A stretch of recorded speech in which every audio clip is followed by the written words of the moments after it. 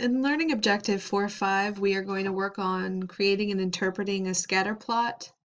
Scatter plots use two variables, and we're looking at the relationship between them, and we refer to this data as bivariate.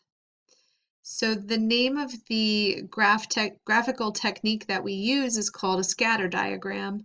And to draw a scatter diagram, we need two variables, and we scale one variable along the x-axis of the graph and the other one along the y-axis.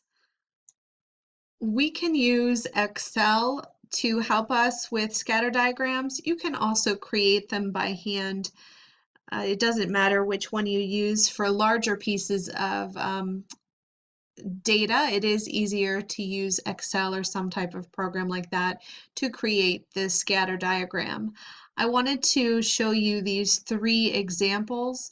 If you look here in the upper left, the age of buses and the maintenance cost, you'll notice that the data goes from the lower left-hand corner to the upper right-hand corner.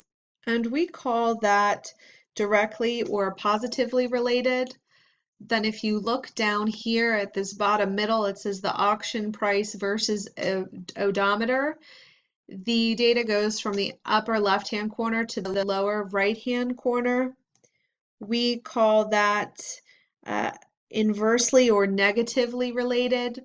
And then over here on the right, you can see that it's scattered all over, so we cannot conclude that there is a relationship between height and salary.